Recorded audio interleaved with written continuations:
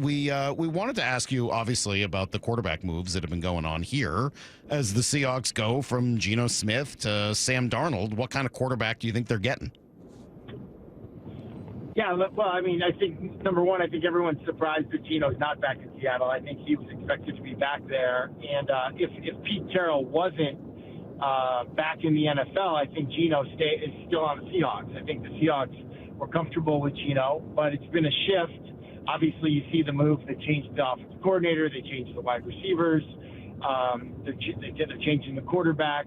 You can definitely tell that Mike Macdonald has a different vision for where he wants to go with this team. And, so they made the change. And for me, if you are making the change, then I think Sam Darnold was the perfect guy. He's the guy they targeted, and there were a lot of people that targeted him.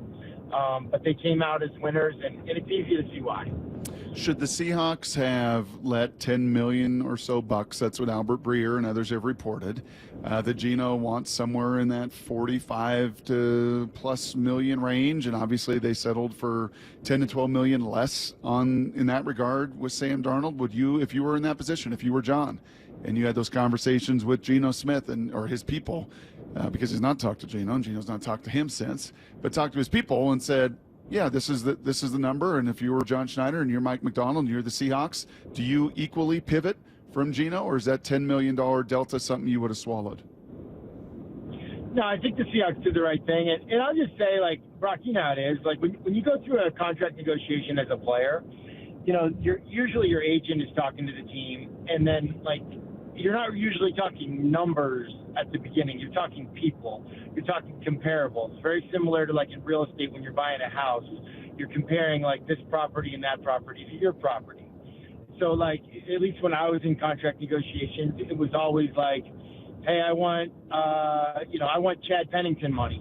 And they're like, well, you're not getting Chad Pennington money. You're getting Mark Bulger money, and then you're like, what? You're giving me Mark Bulger money? And so sometimes players can get offended in that process. And, it's my understanding, I'm not obviously involved in the negotiations or anything like that, but it's my understanding that through the course of Geno's time in Seattle, there were times when his people, his agents, whatever, they were looking to get a new deal done. And as you guys know better than probably anybody, the Seahawks don't do deals early typically. They don't, they don't do that. And so, when guys like Jordan Love are getting new deals, and Tua and Trevor Lawrence, and I'm sure Geno's agents want a new deal. And it's it's not happening. Sometimes your feelings can get hurt a little bit as a player. And then, from what I understand, I think Seahawks were comfortable giving Geno, old Matthew Stafford money. And his people probably wanted more something hey, we're asking for Dak Prescott money. And these are all kind of fair conversations to have, but ultimately sometimes the player, their feelings get hurt, or they feel they just feel differently. And then I've said now all of a sudden your guy, Pete Carroll, he's Smiley, this is the guy that I kind of feel like I owe everything to. He's back in the NFL. And now it's you know what? I got a new home. I got a new girlfriend that likes me better kind of vibe. And so I just think those things happen. And it's not even at some point, it's not even about the numbers. And then as an organization, you just say, you know what, we're going to just pivot. We got a new coach. We're going to build it with his vision, with his people, and we move on. You couldn't get Chad Pennington money? That is actually ironically, that is the contract that I could not get to. You're much better quarterback than Chad Pennington. That's terrible. Who said you weren't Chad Pennington good? Listen. Some of it is. I'm mad now. Doesn't always match the. Well, I was mad at the time. As you should be. That's an insult. I'm insulted on your behalf. Come on, Holmgren. What are you doing? Chad Pennington couldn't throw 12 yards down the field. Hey, be nice. Be nice. That guy had to take a crow hop to throw an out pattern. But that really is how these contract negotiations go. You find players that you find are comps. The team does the same thing. And that's why I do think it's good to have an agent involved. Mm-hmm. But at the same time, you never want people to play their hand too much. You saw this happen in Boston recently with Brad Marchand. Like, Brad Marchand is captain of the Bruins. His agent, played hardball. Now all of a sudden he's on the Florida Panthers. And I'm sure, like, the player, Marchand's like, shoot, man, like, what the heck just happened?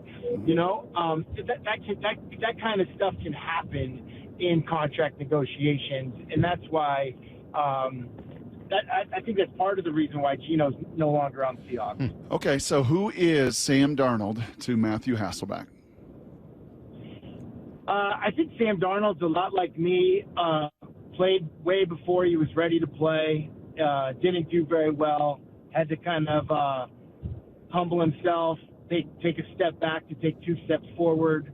And I think he's definitely earned the respect of the locker room that he's in right now.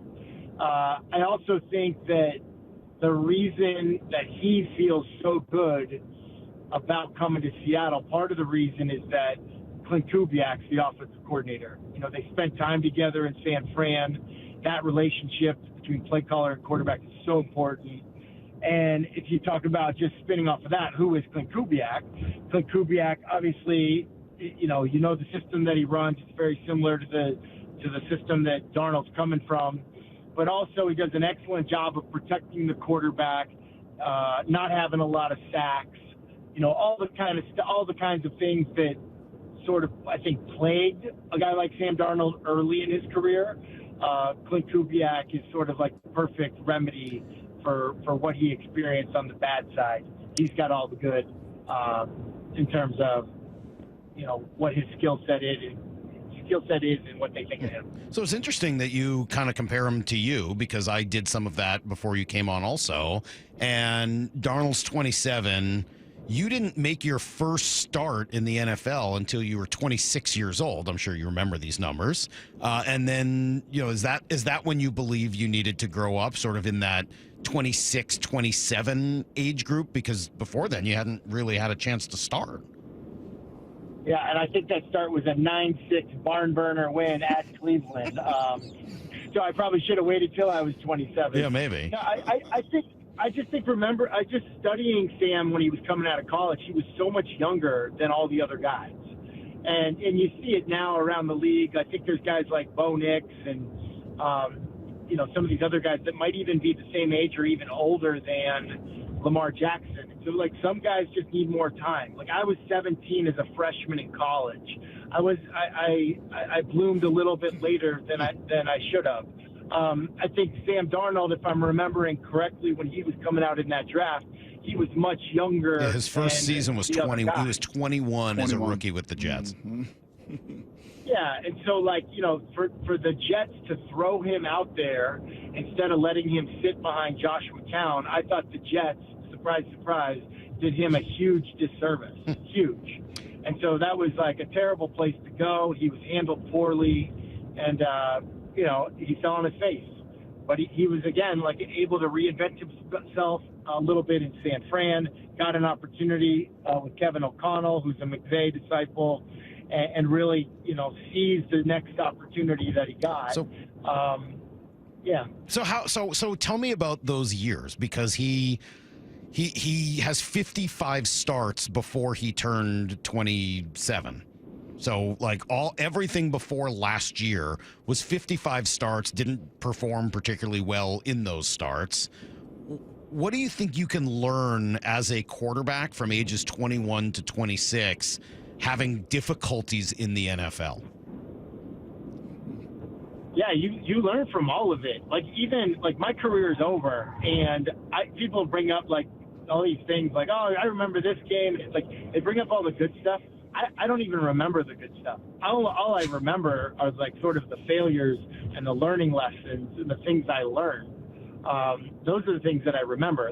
If you remind me of the good stuff, oh yeah, you're right about that. But I remember the lessons learned, and so I just think that he's learned. He probably won't say I was seeing ghosts at the press conference anymore. He won't. He'll remember going up against certain defensive coordinators. Oh hey, don't fall for that trap again. He's just weathered all these storms. He's learned how to be a better leader. He's been around people, like Josh McCown, like Kyle Shanahan, like all the people, and you grab bits and pieces from their game and make it your own. And I would say much the same way that Geno Smith did. Geno Smith fell on his face when he first came into the NFL. And then you see throughout the course of his career, he took bits and pieces of all these great quarterbacks that he was around, whether it was a Eli Manning or a Phillip Rivers or even a Russell Wilson, like taking little parts of their game and leadership styles and making it who he became. And so I just think Sam Darnold's done an amazing job of that. I think he's ready to lead, and I think Seattle's a great fit. Earlier in the show, Matt, we did a fun little exercise. Salky kind of put my QB hat on and had me rank a bunch of these different attributes of quarterbacks. And Geno actually scored and graded very, very high. And maybe not a surprise because he's been a very productive player the last 3 years. When you look at Sam Darnold from your optics and your lens and what you know, what do you think are some of his great strengths? Where do you think there can be areas that he can continue to grow, and especially in this system? Yeah, I think he's a much better mover in the pocket than he gets credit for. He does a really nice job of that. I love how he has two hands on the ball and he's not a fumbler. He just had an outstanding year last year. I think the thing that he's going to have to prove is just kind of that clutch gene, just making those plays that need to be made in playoff games or just in big games. That's going to be the thing. And I equate it, maybe I've told you guys before when I coach quarterbacks, there's a lot of quarterbacks that can make that throw. Just like there's a lot of golfers that could make that putt. But the difference between good and great, the guys who do it consistently for a long time are the guys that make the putt on the first try when the putt needs to be made. It's the same thing for a quarterback. You make the throw, the one opportunity when it arises, and not like a woulda, coulda, shoulda situation. And I think that's going to be the next step for him, to be in that rare air of consistency as a franchise quarterback. You guys know the voice. Matt Hasselbeck with us here on Brock and Salk. The other part of this crazy last week here in Seattle was jettisoning DK Metcalf as well. So now what? If you are looking for a wide receiver to put opposite Jackson Smith and Jigba, in this type of a system, what sort of attributes are you looking for there? Yeah, well, I think you see, if you step back and look at everything globally, like I mentioned earlier, you definitely see this is in Mike McDonald we trust operation. Even though the Seahawks weren't in the playoffs last year, I think they won 10 games. They had a top 10 defense. He's got a vision, and that vision is like a Jim Harbaugh, John Harbaugh kind of team. We're gonna lead with our defense and run game. So we don't necessarily want a vertical passing 5-man protection Ryan Grubb type guy, and we don't need DK Metcalf. And Tyler Lockett was a cap casualty, and I'm sure that pained them to get rid of Lockett. But we don't need that. We're not a 4 wides team. We're not an empty 5 wide receiver type team anymore. So I don't know that they even need to spend the money there. Or I've seen some mock drafts that have people drafting a wide receiver in the first round. I don't know if that's the vision that Mike McDonald has. He's probably looking at the trends around the league, where the teams that are relevant, like the Elite 8 teams at the end of the year, are teams that probably lead in rushing. And so, honestly, I think it's going to be the non-negotiable for the wide receiver group might be how willing are you to be a blocker, right? And can you win? Can you win in schematic routes? DK to me was the best in the world at 3 or 4 routes, but maybe not as versatile as some guys that are, not as heralded. And certainly if you're going to try to spread the money around, I don't think they want all the money in the wide receiver position based on what I think they're going to be philosophically, schematically with Clint Kubiak's offense. All right, Matthew. Final question for me as you're on the road and you're driving. Statute of limitations has passed, okay? You can tell the stories. You mentioned briefly a little earlier about Pennington and everything else. Oof. Give me the most fascinating, because we're in contract talks with free agents right now. Contracts, certainly, were the undoing with Geno and DK and everything else. Give me the most fascinating Matthew Hasselbeck contract story that you had in your nearly 20 years in the NFL. Oh, wow. Like I said, I remember the failures, Brock. I remember the failures more than anything. I guess I do remember one year where my contract was up, Walter Jones's contract was up, and Sean Alexander's contract was up, all at the same time. And they sort of tried to, I don't want to say like pin the three of us against each other, like they tried to kind of. And like, one of you guys is going to get franchised or like that.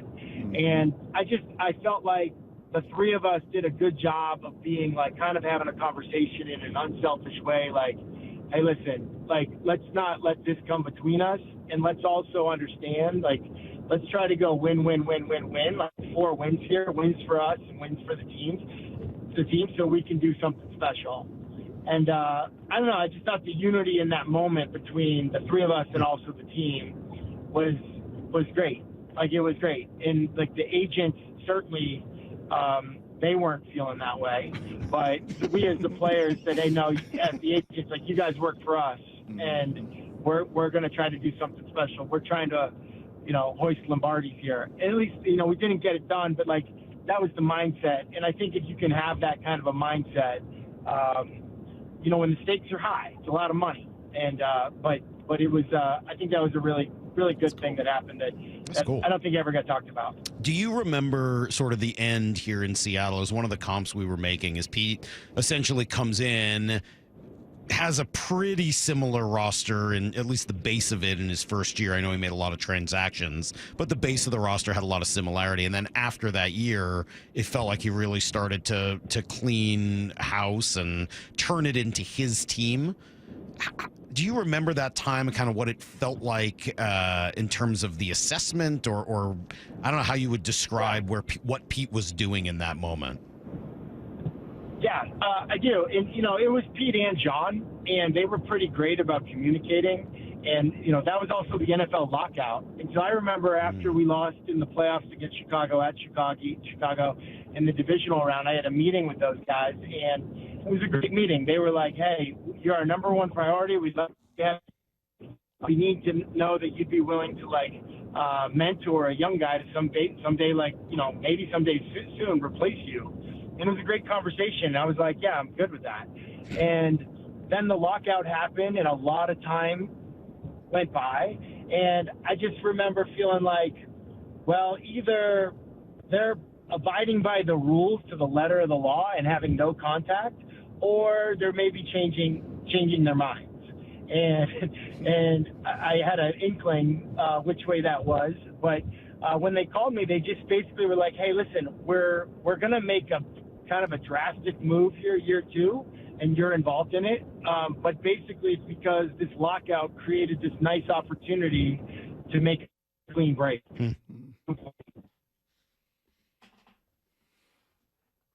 Clean break. Yeah, a clean break. I mean, right on cue.